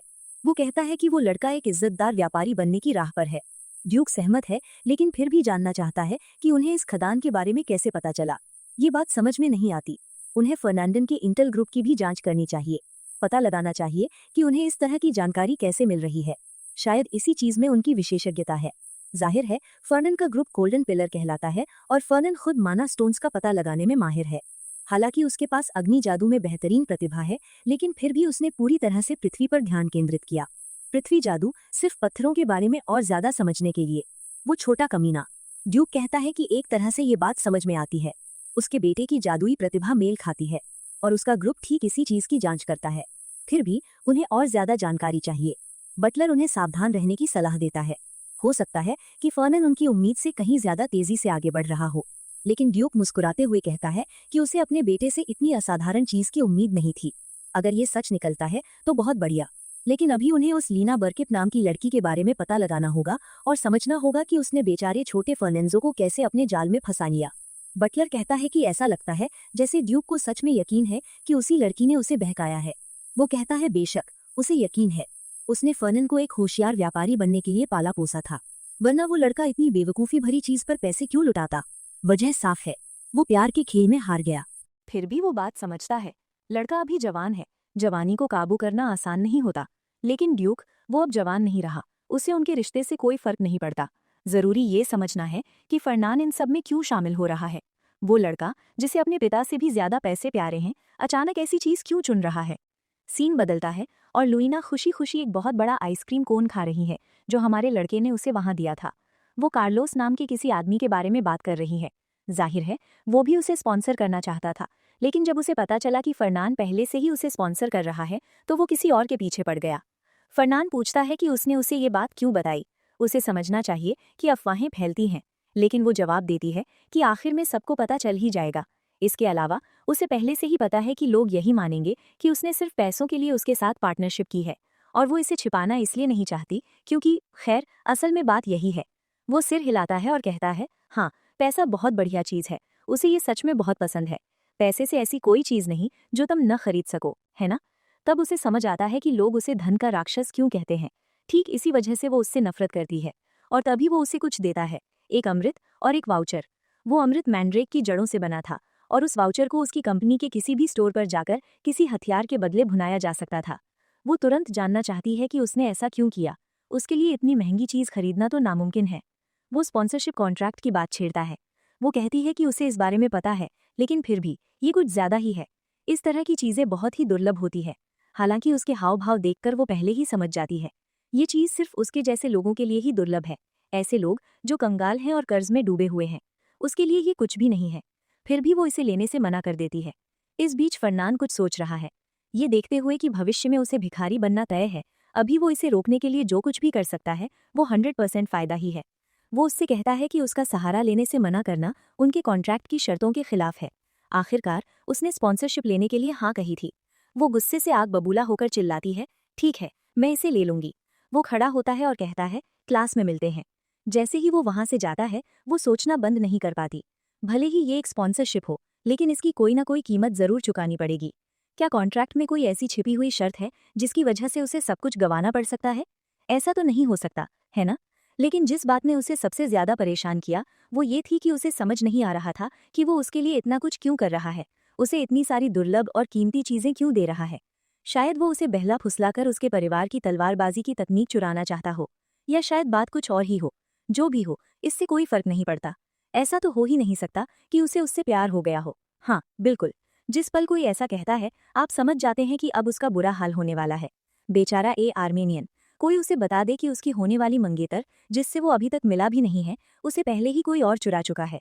इस बीच क्लास में फरनान को पता है कि ए कहीं आसपास ही होना चाहिए, लेकिन वो है कहाँ? अरे वो रहा, एक तरफ चुपचाप खड़ा हुआ। आज का सबक असली लड़ाई की ट्रेनिंग और तलवारबाजी के बारे में है। एकदम जानलेवा किस्म की तलवारबाजी। और भविष्यवाणी के मुताबिक यहीं से ए का नाम चर्चा में आना शुरू होना चाहिए। यहीं से कहानी की शुरुआत होती है। जिस पल दुनिया इस हीरो को उभरते हुए देखना शुरू करती है, उसी पल फर्निन ये जानना चाहता है कि ए यहाँ क्या कर रहा है। क्या किसी स्टूडेंट ने उसका ध्यान खींचा है? फर्निन, जो कि रैंक वाले स्टूडेंट्स में से एक है, कहता है कि उसे आने वाले मुकाबले पर नजर रखनी होती है। वो पूछता है कि क्या वो लड़का ए आर्मेनियन को देखने आया है। इस पर दूसरा लड़का मुस्कुराते हुए कहता है, बिल्कुल, वो शाही खानदान से है। ये देखते हुए कि ए के परिवार सीधे उस महान रक्षक के वंशज हैं, और ये भी कि 100 साल बाद उनके परिवार का कोई सदस्य इस एकेडमी में दाखिला लेने आया है। हाँ, लोग उसके बारे में जानने के लिए वाकई बहुत उत्सुक हैं। उस सुनहरे बालों वाले लड़के का नाम लेजर श्वाबिन है। वो मौजूदा शासक परिवार का दूसरा बेटा है। 100 साल पहले उन्हें नए शाही परिवार के तौर पर चुना गया था, और तब से लेकर अब तक सत्ता उन्हीं के हाथों में रही है। पता चला कि उनके और ए के परिवार की जड़ें एक ही हैं, लेकिन उनकी वंश परंपरा बहुत पहले ही अलग हो गई थी। वो अपनी मौजूदा हैसियत को बहुत अहमियत देते हैं, और अब उसी वंश का कोई व्यक्ति एंट वापस आकर वो सारी शोहरत छीन सकता है, तो जाहिर है वो सबका बहुत ज्यादा ध्यान अपनी ओर खींच रहा है। लेजर फर्नन को बताता है कि एंट में किसी और की भी दिलचस्पी है, एक लड़का जिसका नाम वर्नन कालबंडर है। सच में, ये कैसे कैसे नाम है? ये लड़का अकेडमी में दूसरे सबसे ज्यादा नंबर लाने वाले छात्र के तौर पर शामिल हुआ था, और शायद वो एंट को मिल रही सारी शोहरत खुद हथियाना चाहता है। इसीलिए वो उस लड़के को इतनी घूर घूर कर देख रहा था। यही वो नाम था जिसका फर्नन बेसब्री से इंतजार कर रहा था। हर हीरो की कहानी में एक विलेन जरूर होता है, और ये कहानी एंट आर्मेनियन की कहानी लग रही थी। यही वो लड़का था, वही जिसने कसम खाई थी कि वो पूरी सेना को जड़ से मिटा देगा। इंस्ट्रक्टर अगले मुकाबले का ऐलान करता है, एंटन डर्न बनाम एक आर्मेनियन। और बस, फर्नन ने जो भविष्य की झलक देखी थी, उसमें शामिल हर एक व्यक्ति अब एक ही जगह जमा हो गया था। ये सचमुच एक कमाल की बात थी, बेहद दिलचस्प। अपनी यादों में उसे वो पल याद आया जब हर कोई एंट के लिए जोर शोर से चीयर कर रहा था। भीड़ उसका नाम चिल्ला रही थी, लेकिन अभी इस पल में किसी को भी ये बात नहीं पता थी कि उसके अंदर कितनी काबिलियत छिपी है। लेकिन फर्निंडिन के लिए ये वो पल था जब उसे ये देखना था कि उसका दांव सफल होता है या नहीं। इंस्ट्रक्टर उन्हें तैयार होने को कहता है और फिर शुरू करने का इशारा करता है। डर्न पूरी रफ्तार से आगे बढ़ता है।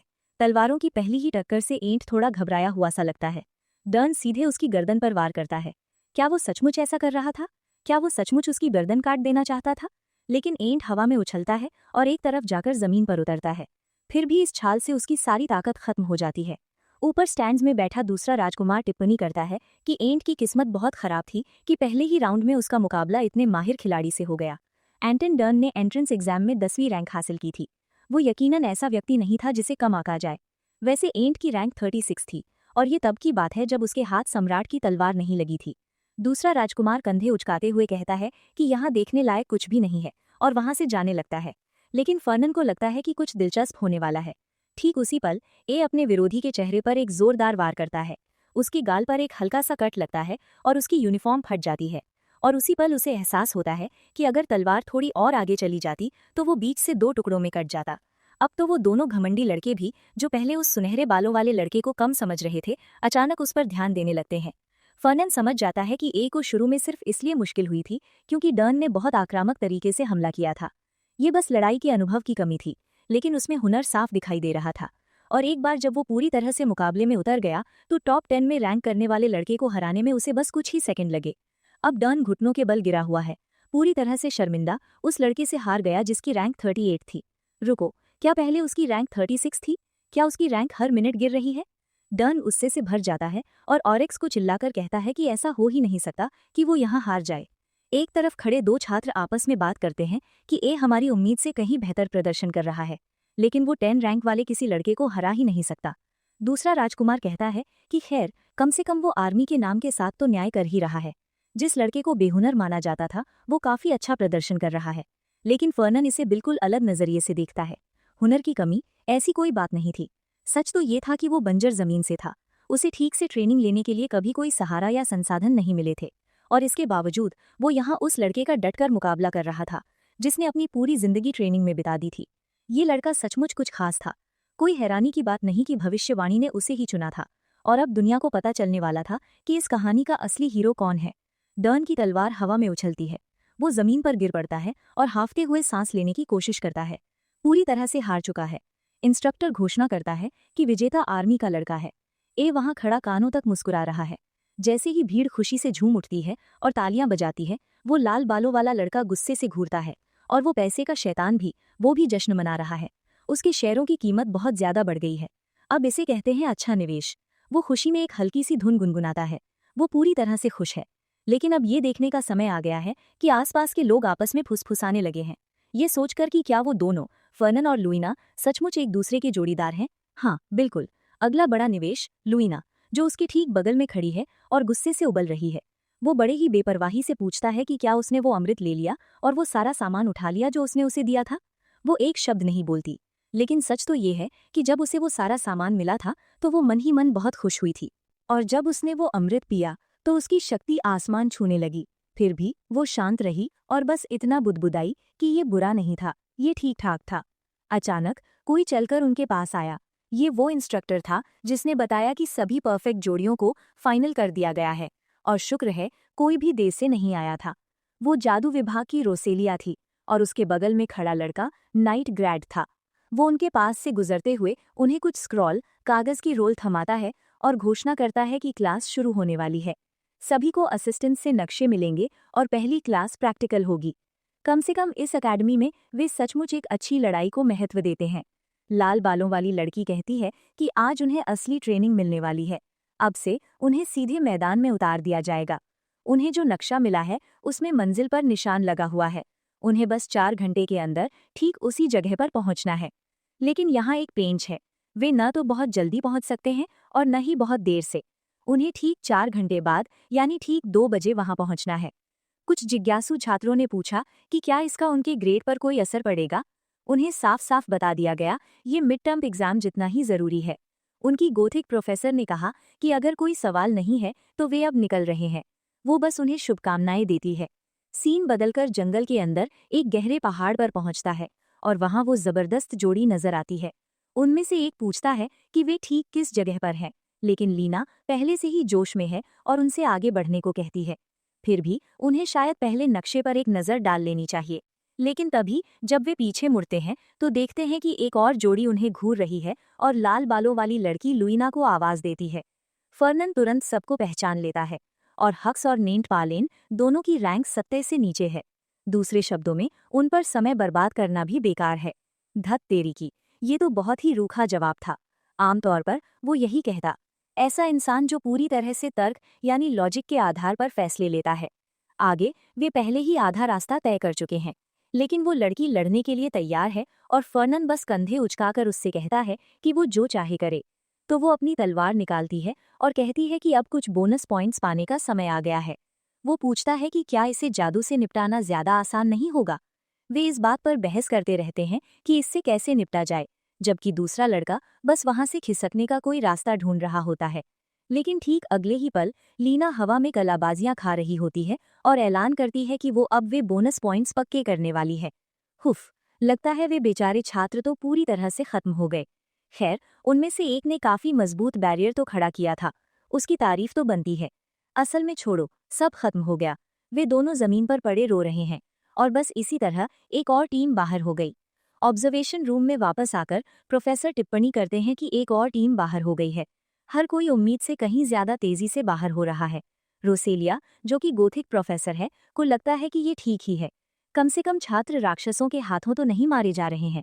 जब आपस में ही टकराव होता है तो ये कहीं ज्यादा दिलचस्प होता है। प्रोफेसर पूछते हैं कि क्या कोई ऐसा ग्रुप है जिस पर वो खास ध्यान दे रही है।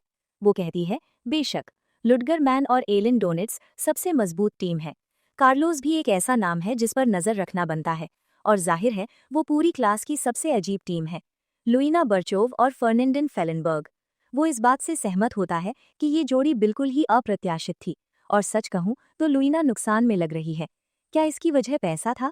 जो बात समझ में नहीं आ रही थी वो ये थी कि फर्नन को ग्रेड्स की इतनी परवाह कभी नहीं रही थी कि वो सिर्फ अपनी पढ़ाई लिखाई में सुधार के लिए पैसे खर्च करे। प्रोफेसर कहती हैं कि उन्हें पूरा यकीन है कि इसकी कोई और ही वजह है। आखिर उन्हें ये बात पक्के तौर पर पता है कि फर्नन जब चाहे अपनी रैंक ऊपर कर सकता है। प्रोफेसर उलझन में पड़ जाते हैं। आपका इससे क्या मतलब है? वो उनसे कहती है कि जरा और ध्यान से देखें। जब से फर्नन ने एकेडमी में दाखिला लिया है तब से उसकी रैंक हमेशा 10वीं ही रही है, चाहे कुछ भी हो जाए। यहाँ तक कि जो छात्र सबसे ऊपर होते हैं उनकी रैंक में भी अक्सर उतार चढ़ाव आता रहता है। तो फिर ऐसा कैसे हो सकता है कि चाहे कोई आए या जाए, फर्नन कभी भी 10वीं रैंक से नीचे नहीं खिसकता? इसके अलावा उसके लिखित एग्जाम्स में तो कोई कमी होती ही नहीं है। उसे पॉइंट सिर्फ प्रैक्टिकल एग्जाम्स में ही गंवाने पड़ते हैं, जिसकी वजह से उसकी रैंक 10वीं पर ही अटकी रहती है। वाह, तुम तो बड़े ही चालाक कमीने निकले। ये क्या है? बिल्कुल एयानोजी जैसा बर्ताव। प्रोफेसर को आखिरकार यकीन हो ही गया। बस यही बात है, ये बच्चा जानबूझकर ऐसा कर रहा है। रोसेलिया ने भी इसकी साफ तौर पर पुष्टि कर दी है। और हो सकता है तुम्हें अभी तक पता न चला हो कि जिसने हाल ही में ट्रेनिंग ग्राउंड को ध्वस्त किया था वो फर्नन ही था। प्रोफेसर को इस बात पर यकीन ही नहीं हो रहा। वो पूरी जगह राख में बदल गई थी। छत में एक छेद हो गया था। प्रोफेसर ये जानना चाहते हैं कि फर्नन अपनी काबिलियत क्यों छिपा रहा है। वो जवाब देती है कि पक्के तौर पर ये जानने का कोई तरीका नहीं है ना? उसके इरादों को देखते हुए हो सकता है कि ये पैसे के बारे में हो। और देखो, वो वहाँ एक चट्टान के ऊपर पूरे आत्मविश्वास के साथ खड़ा है और नक्शे में उत्तर दिशा की ओर इशारा कर रहा है। इस बीच नीचे लुइना सबको बुरी तरह पीटती हुई नजर आ रही है। थोड़ी देर बाद कई छात्र जमीन पर पड़े हुए हैं, बेहोश, और वो पूछती है कि क्या उसे कम से कम कुछ मिला। वो कहता है कि उन्हें उत्तर की ओर जाना होगा। दिक्कत ये है कि उस रास्ते पर बहुत सारे लोग हैं, लेकिन उसके लिए अगर ये एकदम सही है तो वो अगले ग्रुप को भी निपटाने के लिए तैयार है। तभी एक विशाल आग का गोला धूमकेतु की तरह उनकी ओर उड़ता हुआ आता है। कोई पास आकर कहता है कि आखिरकार वे मिल ही गए। एक सुनहरे बालों वाला लड़का और एक लड़की जो पहले से ही ऐसी लग रही है जैसे वो हारने वाली हो। कार्लोस डेनिफ। हाँ, उसका नाम सुनकर ही ऐसा लगता है जैसे उसकी बुरी तरह पिटाई होने वाली हो। लूना कहती है कि ये एक घटिया चाल थी, लेकिन वो जवाब देता है कि ये असली लड़ाई का अभ्यास है। उन्हें बेहतर होगा कि ये पता चल जाए कि अब जब किस्मत ने उन्हें एक साथ ला दिया है तो वे बचकर नहीं निकल पाएंगे। लुइना को समझ नहीं आता कि ये लड़का इतना गुस्सा क्यों है। फर्नन कहता है कि ये तो साफ है, ऐसा इसलिए है क्योंकि उसने उसे उससे छीन लिया। वो उससे कहती है कि ये बकवास बंद करे, वो किसी की जागीर नहीं है, इसलिए कुछ भी छीना नहीं गया। जाहिर है ये नीले बालों वाला लड़का उसके साथ जोड़ी बनाना चाहता था, और अब कार्लोस का चेहरा गुस्से से लाल हो गया है और वो उन पर चिल्ला रहा है कि आओ और लड़ो। फर्नन को एहसास होता है कि इस मोड़ पर लड़ाई टल नहीं सकती। लेना उसे धन्यवाद देती है और कहती है कि रैंक जितनी ऊंची होगी उन्हें उतने ही ज्यादा पॉइंट्स मिलेंगे। वो उससे कहता है कि वो आगे बढ़कर हमला कर दे। वो जानता है कि उसे कोई रोक नहीं सकता। अगर जरूरत पड़ी तो वो उसे पीछे से मदद देगा, लेकिन वो कहती है कि उसे इसकी जरूरत नहीं पड़ेगी। वैसे भी उन्होंने आपस में कुछ भी तय नहीं किया था, वे एक दूसरे के साथ तालमेल में कैसे हो सकते हैं। इस बीच फर्नन पहले से ही जादू से जमीन के बड़े बड़े टुकड़े उठा रहा है और उससे कह रहा है कि वो चिंता ना करे। पत्थर हर तरफ उड़ रहे हैं। वो उससे कहता है कि उस पर भरोसा करे। और सबसे अजीब बात यह है कि ये लड़का अर्थ मैजिक यानी मिट्टी के जादू में माहिर भी नहीं है। बस तब तक इंतजार करो जब तक वो आखिरकार आग का इस्तेमाल नहीं करता। अगला अध्याय एक गॉथिक प्रोफेसर के ये कहने के साथ शुरू होता है कि वहाँ एक जबरदस्त लड़ाई चल रही है। ये पूर्वी पहाड़ पर हो रही है। वहाँ आमतौर पर कोई राक्षस नहीं आते, इसलिए वहाँ जाकर देखना बनता है। पता चलता है कि जिन दो टीमों पर वो नजर रखे हुए थी अब वे आपस में भिड़ गई हैं। आखिरकार वो समय आ ही गया था जब वो देख सकती थी कि फर्नन और फिलेनबर्ग असल में क्या कर सकते हैं। और देखो, वो वहाँ है, उसके फेंके हुए पत्थर, जबकि लीना तेजी से आगे बढ़ रही है। ये सचमुच दो ताकतवर योद्धाओं के बीच की लड़ाई है। उसे लगा था कि नीले बालों वाला लड़का एक तलवारबाज है, लेकिन जाहिर है कि वो एक जादूगर है। ऐसा लगता है कि इस दुनिया का हर लड़का एक जादूगर ही है। हमारी प्यारी लुइना उलझन में पड़ गई है। उसका शरीर उसे बेहद हल्का महसूस हो रहा है। इसका सिर्फ एक ही मतलब हो सकता है, फिलेनबर्ग ने सपोर्ट मैजिक का इस्तेमाल किया है। लेकिन उसने ये जादू कब किया? उसने ये काम इतनी सफाई से किया कि पता ही नहीं चला। लड़ाई के बीच में ही वो उसकी मदद करने लगा। वो उसकी तरफ देखती है और उसे आंख मारती है। उसे एहसास होता है कि वो लड़का तो बिल्कुल ही पागल है। ठीक उसी पल दूसरी लड़की उसे तलवार से काटने ही वाली होती है, लेकिन वो ठीक समय पर बच निकलती है। अभी उस बेवकूफ की वजह से ध्यान भटकाने का समय नहीं है। उसे आलिया को हराना है। वो एक जोरदार धमाका करती है और आलिया उसे रोक लेती है। अब वे दोनों तलवारों से आमने सामने की लड़ाई में उलझ गई हैं।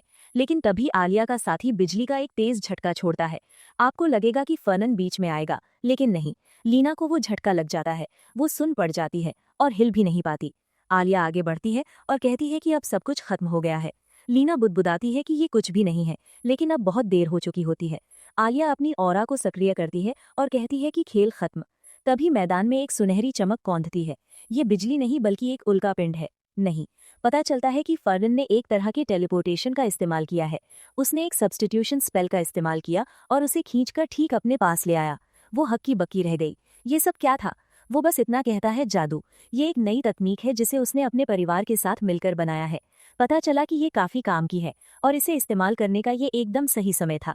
इसकी मदद से वो किसी भी ऐसी चीज को बदल सकता है जिसका वजन बिल्कुल एक जैसा हो। वो पूछती है कि उसे उसका सही वजन कैसे पता चला। वो जवाब देता है कि ये सब अकेडमी के स्टूडेंट रजिस्टर में दर्ज है। वो हंसते हुए कहती है कि वो पत्थर जरूर बहुत भारी रहा होगा। वे लगभग फिर से हमला करने ही वाले थे, लेकिन ठीक उससे पहले ही सीन कट जाता है। वो तुरंत कहती है कि उसे बाद में वे स्टूडेंट रिकॉर्ड मिटाने पड़ेंगे, लेकिन अभी के लिए इस लड़ाई से निपटना जरूरी है। वो फर्नन से पीछे हटने को कहती है और दुश्मनों की तरफ तेजी से बढ़ती है। वो उससे कहती है कि कम से कम वो परेशान करने वाले कार्लोस को रोके रखे, जबकि वो आलिया से निपटेगी। ठीक उसी समय फर्नन के पास एक जादुई घेरा दिखाई देता है। वो बहुत खुश होता है। आखिरकार वो लड़का उस चीज का इस्तेमाल कर रहा है जो उसे असल में आती है। कार्लोस बिजली के जादू में माहिर था और उसकी खास तकनीकों में से एक थी एक ऐसा गोला बनाना जिससे बिजली के कई झटके निकलते थे, जिसे वे मल्टीकास्टिंग कहते थे।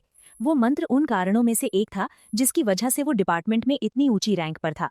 और अब फर्नन आखिरकार कुछ आजमा कर देख सकता था कि क्या वो काम करता है। उसने अपनी छड़ी जमीन पर जोर से पटकी और किसी अजीब भाषा में मंत्र बुदबुदाना शुरू कर दिया। कार्लोस भी ठीक वैसा ही कर रहा था, उसी अजीब रहस्यमयी लहजे में कुछ बुदबुदाते हुए। अचानक सबको लगा कि कुछ तो गड़बड़ है। एस ने फर्नन का नाम चिल्लाकर पुकारा। उसके सिर पर ठीक एक बिजली का कड़का आकर गिरा था। चारों ओर धुआं ही धुआं था। ये दूसरी बार था जब वो बिजली से झुलसा था, लेकिन जाहिर है वो पूरी तरह ठीक था। कार्लोस को अपनी आंखों पर यकीन नहीं हो रहा था। बिजली का वो पूरा वार आखिर रुका कैसे? जमीन पर एक चीज पड़ी थी। साफ जाहिर था कि वो फर्नन की ही कोई चीज थी, शायद बहुत महंगी, ऐसी चीज जिसे सिर्फ वही खरीद सकता था। फर्नन ने बताया कि ये एक ऐसी चीज है जो एनर्जी को अपने अंदर जमा कर सकती है। उसने बस इसमें कुछ छोटे मोटे बदलाव किए थे और लगता है कि वे बदलाव काफी असरदार साबित हुए। एक बार जब वो इसे थोड़ा और बेहतर बना लेगा तो ये और भी जबरदस्त काम करेगी। वो इसे दुकानों में बेचने का भी प्लान कर रहा है। कार्लोस ने कहा कि ये तो सरासर चीटिंग है, लेकिन फर्नन ने जवाब दिया कि जंग के मैदान में न तो कोई चीटिंग होती है और न ही कोई रूल्स रेगुलेशंस। आखिरकार ये असली लड़ाई है। फिर उसने लुईना को आवाज दी। कार्लोस आलिया की फिक्र करते हुए पीछे मुड़ा, लेकिन फर्नन तब तक लड़ाई को खत्म करने का हुक्म दे चुका था। लुईना की चमकीली नीली आंखें और भी ज्यादा चमक गईं और उसने दुश्मन पर एक जोरदार और सटीक वार किया। पास ही दो सबसे बेहतरीन छात्र, शायद पहले और दूसरे नंबर के छात्र, ये सब देख रहे थे। राजकुमार लेजर ने टिप्पणी की कि अब मैदान में सिर्फ 4 लोग ही बचे हैं। एलन ने कहा कि उसे सबसे ज्यादा दिलचस्पी इस बात में है कि फर्नन ने कार्लोस के बिजली के वार को आखिर रोका कैसे। लेजर ने माना कि वो फर्नन के बारे में ज्यादा कुछ नहीं जानता। फर्नन काफी समय से सबसे छिपकर रह रहा था, लेकिन अब जब उसने बर्व के साथ टीम बना ली है तो अपनी शक्तियों को सबसे छिपाकर रखना उसके लिए काफी मुश्किल होने वाला है। उसकी किस्मत ही खराब थी कि उसे एक ऐसी साथी मिली जो ग्रेड्स को लेकर इतनी ज्यादा जुनूनी है। अब उसे उसके साथ कदम से कदम मिलाकर चलने के लिए यकीनन बहुत ज्यादा मेहनत करनी पड़ेगी। उसे सचमुच अपना बहुत ज्यादा ध्यान रखना पड़ेगा। ये जगह ऐसे लोगों से भरी पड़ी है जो उससे नंबर 1 का ताज छीनने की ताक में बैठे हैं। और हुआ भी ठीक वैसा ही। पीछे की तरफ से और भी कई छात्र मैदान में आते हुए दिखाई दिए। अफसोस की बात यह है कि वे सब महज पृष्ठभूमि के पात्र हैं, जो अब बस बुरी तरह से पिटने जा रहे हैं। उन्हें हारते हुए दिखाने का भी कोई फायदा नहीं है। शुरुआत में ऐसा लगा कि वे लेजर से लड़ने जा रहे हैं, लेकिन वो मुड़ता है और कहता है वे सभी को एक शर्त पर सुरक्षित रूप से मंजिल तक पहुंचा देंगे। उन्हें टीम बनाकर लुईना, फर्न और फेलेनबर्ग के ड्यूक को हराना होगा। अगला अध्याय एक राक्षस के कटने के दृश्य से शुरू होता है। फर्नन कहता है कि वे मंजिल के करीब पहुंच रहे हैं, लेकिन बीच बीच में राक्षस आते ही जा रहे हैं। लुईना खुश होती है, सोचती है कि शायद वे ही सबसे पहले रेस पूरी करेंगे। वो एक राक्षस का खून इकट्ठा करने में व्यस्त है। वो पूछता है कि क्या ये सचमुच जरूरी है। वो समझाता है कि ट्रोल का खून कई तरह की दवाइयां बनाने के लिए बहुत काम का होता है। वो कहती है कि उसे ये पहले से पता है, लेकिन जरा सोचो, उसके पास जितना पैसा है उसके हिसाब से ये सब तो बस जेब खर्च जैसा है। लेकिन जाहिर है वो लालची है, उसके लिए पैसा तो पैसा है, चाहे वो कितना भी हो। वो शिकायत करती है और वो उसे याद दिलाता है कि उसी सोच की वजह से वो उसे खरीद पाया। वो गुस्से में वहां से चली जाती है और कहती है कि अब बहुत हो गया। वो उसे चिढ़ाते हुए कहता है कि ऐसा लगता है कि वो रैंकिंग में सबसे ऊपर रहने के लिए बहुत ज्यादा बेचैन है। वो ये बात मान लेती है। रैंकिंग में सबसे ऊपर रहने के पीछे उसका एक बहुत ही खास कारण है। अचानक वो कहता है कि उसे किसी के आने का एहसास हो रहा है। असल में सिर्फ कोई एक नहीं बल्कि कई लोग आ रहे हैं। तुरंत ही वे चारों ओर से घिर जाते हैं। जादू के वार शुरू होते हैं। हवा में पत्थर उड़ते हुए आते हैं। वो एक सुरक्षा कवच बनाता है और हमला करने वाले शुरुआती कुछ लोगों को गिरा देता है। ये सब क्या हो रहा है? ये सब इतनी तेजी से हुआ कि कुछ समझ नहीं आया। कोई तलवार लेकर सीधे लुईना की तरफ दौड़ता हुआ आ रहा है। और अंदाजा लगाइए कौन है? वे है एलन डोनट्स, वही आदमी जिसे पहले एंट ने हराया था। अब उसे हराने की बारी लुईना की है। दोनों के बीच जोरदार और साफ सुथरी लड़ाई होती है, लेकिन वार की इतनी जबरदस्त टक्कर होती है कि दोनों ही पीछे की तरफ हवा में उड़ जाते हैं। वे दोनों ही सुरक्षित रूप से जमीन पर उतरते हैं और हमेशा की तरह लुईना का जोश 7वें आसमान पर है। वे तुरंत एक दूसरे पर फिर से हमला कर देते हैं। वो अपनी ऑरा को सक्रिय करती है और उसे चुनौती देती है कि हिम्मत है तो सामने आओ, लेकिन वो चुप रहता है और बस लड़ता रहता है। तलवारों की एक और जोरदार टक्कर होती है, लेकिन तभी अचानक बीच में एक अजीब सी हलचल होती है और अचानक एक और जादूगर वहां प्रकट होता है, जिसके हाथों में आग की लपटें हैं। एक सेकंड रुको, ये कोई आम जादूगर नहीं है। क्या ये वही लड़का नहीं है जो रैंकिंग में दूसरे नंबर पर है, लुडगर? लेकिन इससे पहले कि कुछ और होता, एक काली ऊर्जा की लहर पूरे मैदान में फैल गई और सीधे उसकी तरफ बढ़ी। सच कहूं तो मुझे ये भी नहीं पता कि ये जादू किसने किया। ये लड़ाई अब बहुत ज्यादा अफरा तफरी वाली हो गई है। सुनहरे बालों वाला लड़का मुस्कुरा रहा है। ओह बिल्कुल, हमारे लड़के फरनान ने इस मुकाबले को बहुत गंभीरता से ले लिया है। अब वो हर तरफ आग और पत्थर फेंक रहा है। छात्रों की पूरी भीड़ के ठीक सामने एक जबरदस्त धमाका होता है। दूसरा लड़का शिकायत करता है कि वो तो बस फरनान को परखने की कोशिश कर रहा था कि वो कैसी प्रतिक्रिया देता है। उसे अपनी पूरी ताकत लगाकर सब कुछ भाप बनाने की कोई जरूरत नहीं थी। वो कहता है कि इस तरह की जोर आजमाइश फरनान के स्वभाव के बिल्कुल विपरीत है। लेकिन फरनान बस इतना जवाब देता है कि इस बार वो ये पक्का करना चाहता है कि वे पहले स्थान पर ही खत्म करें। वो लड़का मुस्कुराता है और कहता है कि ये बड़े अफसोस की बात है, क्योंकि वे असल में जीत नहीं सकते। वे इस मामले को शांति से नहीं सुलझा सकते, लेकिन अगर वे अभी लड़ते हैं तो कोई भी टीम मुकाबले को पूरा नहीं कर पाएगी। तो एक सुझाव है, फरनान और लुईना को पहला स्थान लेने दो और वे दूसरे स्थान से ही संतोष कर लेंगे। इस तरह दोनों पक्षों का ही फायदा होगा। ऐसा लगता है कि फरनान अब ये दिखाने वाला है कि वो असल में क्या कर सकता है, और वो सचमुच ऐसा ही करता है। वो उस लड़के को पूरी तरह से शर्मिंदा कर देता है और उससे कहता है कि बदकिस्मती से उन्हें अगली बार तक इंतजार करना पड़ेगा। वो लड़का साफ तौर पर इस इशारे को समझ जाता है। ठीक उसी पल फरनान एक विशाल पोर्टल खोल देता है। सबके पैरों के नीचे जमीन फटती है और एक बहुत बड़ा जादुई घेरा, मैजिक सर्कल उभर आता है। वो पूरे जंगल को तहस नहस कर रहा है। ठीक उसी समय वो अपने और लुईना के चारों ओर एक सुरक्षा कवच खड़ा कर देता है। पता चलता है कि उन्होंने ये जाल पहले से ही बिछा रखा था, लेकिन तब तक बहुत देर हो चुकी थी। बाकी सभी लोग एक पत्थर के ककून के अंदर कैद हो जाते हैं। फरनान लुईना को आवाज देता है और कहता है कि अब चलने का समय हो गया है। जरा रुको, क्या वे सचमुच बस ऐसे ही चले जाएंगे? ऐसा हो ही नहीं सकता कि ये मुकाबला इतनी आसानी से खत्म हो जाए। लेकिन ऐसा ही होता है। हेडमास्टर सभी को बधाई देते हैं और रैंकिंग की घोषणा करते हैं। पहला स्थान लुईना बुर्व और फरनान फेलेनबर्ग। जो लोग दूसरे स्थान के लिए आपस में भिड़ रहे थे, वे पूरी तरह से मुकाबले से बाहर हो चुके थे। फर्डिनेंड इस नतीजे के लिए लोलीना की तारीफ करता है। वो मानती है कि उसे उम्मीद नहीं थी कि वे सच में जीत जाएंगे। उसे लगा कि ये गलत था, क्योंकि उनका मुकाबला सबसे मजबूत लोगों से नहीं हुआ था। लेकिन वो उसे बताता है कि इससे कोई फर्क नहीं पड़ता। आखिर में वे फिर भी जीत गए। प्रोफेसर मुकाबले के आधिकारिक अंत की घोषणा करते हैं और सबको याद दिलाते हैं कि इधर उधर न घूमे। उसी पल लुईना एक आर्मेनियन के बारे में पूछती है। वो बताती है कि उसने उसे पिछली रात देखा था। वो ट्रेनिंग कर रही थी और उसे कुछ दिलचस्प चीज नजर आई। वो उसका वर्णन ठीक उसी तरह करती है जैसे फरनान ने पहली बार उसकी तलवारबाजी देखते समय उसका वर्णन किया था। अचानक फरनान अपने चेहरे पर हाथ रख लेता है। पहले तो ऐसा लगता है कि वो बस उलझन में है, क्योंकि आखिर वो लुईना का दिल जीतने की कोशिश कर रहा था। लेकिन अब वो साफ तौर पर किसी दूसरे लड़के की तलवारबाजी के हुनर से प्रभावित लग रही है। लेकिन नहीं, बात ये नहीं है। इसका कुछ लेना देना उस भविष्यवाणी से है। उसका एक और हिस्सा अभी अभी सामने आया है। जाहिर है आर्मेनियन ने अपने हाथ आगे बढ़ाए और लुइना से अपनी नाइट बनने को कहा, लेकिन उसने मना कर दिया। अब फरनान को समझ नहीं आ रहा कि हो क्या रहा है। यहाँ तक कि भविष्यवाणी भी गड़बड़ा रही है। उसका लिखा हुआ सब कुछ उल्टा पुल्टा हो गया है। वो उसे ठीक से पढ़ भी नहीं पा रहा है। कोई प्रलयकारी विपत्ति आने वाली है और ऐसा लगता है कि उसका निशाना वो आर्मेनियन है। लेकिन कोई एक महिला नाइट उसके सामने आकर खड़ी हो गई है और अब कहानी का रुख बदल रहा है। भविष्य को इस तरह से नहीं होना चाहिए था। आर्मेनियन ने पूछा कि वो क्या करने की सोच रही है और उसने जवाब दिया, आज मैं तुम्हारी नाइट बनूंगी, ठीक वैसे ही जैसे तुमने कहा था। उसने कहा कि उसका जन्म तलवार चलाने और अपने स्वामियों के दुश्मनों को खत्म करने के लिए हुआ है, और ये कहकर वो दानव एंड्रोमियस का सामना करने के लिए आगे दौड़ पड़ी। फरनान को समझ नहीं आ रहा कि ये सब क्यों हो रहा है, और जाहिर है बाद में लड़ाई के बाद उसकी हालत बहुत खराब हो जाती है। भविष्य का ये नया नज़ारा अब पूरा लगता है। ऐसा लगता है जैसे हम किसी बिल्कुल ही अलग कहानी में कदम रख रहे हैं। वो अस्पताल में आंखें खोलती है और उसके बगल में कोई मुस्कुरा रहा होता है। वो बस इस बात के लिए शुक्रगुजार है कि वो बच गई। लेकिन वो सुनहरे बालों वाला लड़का कसम खाता है कि वो उन कमीनों को खत्म कर देगा जिन्होंने उसे चोट पहुंचाने की कोशिश की और बुर्का परिवार के भविष्य को बर्बाद करने की ठानी। और सच में ऐसा लगता है कि वो किसी खास तरह के अमीर कमीने से नाराज है। ऐसा सिर्फ एक ही इंसान हो सकता है, वो अमीर कमीना खुद, वो नीच आदमी। अचानक कोई फिर से फर्न को आवाज देता है। ये प्रोफेसर और लुइना है, जो पूछ रहे हैं कि क्या वो ठीक है। वो बस वहीं खड़ा है, पूरी तरह से खोया हुआ। वो जवाब देता है कि वो बस थोड़ा थक गया है, लेकिन वो ठीक है।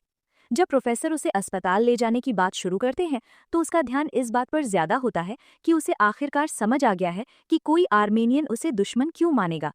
जो बात उसे समझ नहीं आ रही वो ये है कि भविष्यवाणी क्यों बदल गई है और अब सब कुछ लुइना के इर्द गिर्द ही क्यों घूमता हुआ लग रहा है।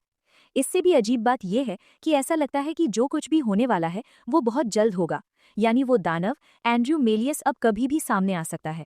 और सच कहूं तो क्या वो कमीना अपने पिता जैसा ही नहीं दिखता, वही थका हुआ चेहरा। अगले अध्याय में ए हमारे लड़के की तारीफ कर रहा है कि वो पहले स्थान पर आया है। लड़का बस गाड़ी में चढ़ जाता है और कहता है कि वो बहुत थक गया है। वो उसी बात के बारे में सोच रहा था, उस गाइड के बारे में जो 72वां दानव है। यार क्या गजब का नंबर है याद रखने के लिए। वो प्राणी इंसानी रूप तो धर लेता है, लेकिन उसकी बाह पर एक छोटा सा सांप बना रहता है। हमारा लड़का चाहे कितनी भी किताबें क्यों न छान मारे, उसे उस कमीने के बारे में बस इतनी ही जानकारी मिल पाती है, जो कि समझ में भी आता है। सच कहूं तो वो तो 1000 साल पहले हुए युद्ध के दौरान सामने आया था, तो फिर उस अजीबोगरीब प्राणी के बारे में कोई विस्तृत जानकारी भला कैसी मिल सकती है। उन सभी प्राणियों को पहले सम्राट ने पूरी तरह से खत्म कर दिया था और तब से वे फिर कभी दिखाई नहीं दिए। स्टेली काफी हद तक शांत है। वैसे भी उसे उस आदमी से निपटना ही है, इसलिए ये असल में उसकी कोई समस्या नहीं है। असली समस्या तो ये है कि ऐसा लगता है कि इस पूरे मामले में लुइना को चोट पहुंच सकती है, और अब वो सोच रहा है क्या उसे लुइना को बता देना चाहिए कि उसके साथ क्या होने वाला है। उसने ये बात छेड़ने की कोशिश भी की, लेकिन लुइना ने बस यही पूछा कि क्या उसका दिमाग खराब हो गया है। उसने उससे पूछा, अरे क्या तुम राक्षसों पर विश्वास करती हो। इस बात ने उसे और भी ज्यादा उलझन में डाल दिया। उसने उससे सीधा जवाब देने की जिद की और आखिरकार उसने कहा, हाँ वो करती है। आखिर ये पूरा देश पुराने जमाने में राक्षसों से लड़ने के लिए ही तो बनाया गया था। फिर वो पूछता है कि उसे इस बात के बारे में क्या लगता है कि राक्षस आज भी मौजूद हैं। और जाहिर है वो एक बार फिर पूछती है कि क्या उसका सिर कहीं टकरा गया है और क्या वो पूरी तरह से पागल हो गया है। अब वो वहां बैठा ये सोचने की कोशिश कर रहा है कि आखिर किस चीज से वो इस लड़की को यकीन दिला सकता है। तभी उसके दिमाग में एक आइडिया आता है। 1 महीने बाद रात की ट्रेनिंग सेशन में से किसी एक रात एक एल्बैंडर को हराने वाला है, जो दूसरा सबसे ताकतवर योद्धा है। और उस पल के बाद से कोई भी सचमुच एक ही बराबरी नहीं कर पाएगा। लेकिन इस मामले में हारने वाले की सिर्फ लड़ाई में ही हार नहीं होती, नहीं, ये उससे भी बुरा है। ऐसा लगता है जैसे उनकी इज्जत और उनके परिवार में उनकी हैसियत भी पूरी तरह से तबाह हो जाती है। उस लाल बालों वाले लड़के को एहसास हुआ कि उसने ए के बारे में पूरी तरह से गलत अंदाजा लगाया था। उसे लगा था कि वो लड़का बहुत कमजोर होगा, लेकिन वो पूरी तरह से गलत था। वो जलती हुई निराशा कैलबेंडर को हद पार करने पर मजबूर कर देती है और आखिर में एक राक्षस उस पर कब्जा कर लेता है। और ठीक उसी पल वे भयानक जीव दिखाई देने लगते हैं। अगर हमारा लड़का उस पल का इस्तेमाल करके उसे अपनी बात मनवा ले तो ये शायद सबसे बेहतरीन मौका होगा। अगले सीन में हम ए के छोटे भूत दोस्त की तरफ बढ़ते हैं, जो कहता है कि उन दो परिवारों के बीच बढ़ती नज़दीकियों पर भरोसा नहीं किया जा सकता। पुराने जमाने में सिर्फ बर्ब्स ही ऐसे लोग थे जो हमेशा उसके साथ खड़े रहे थे।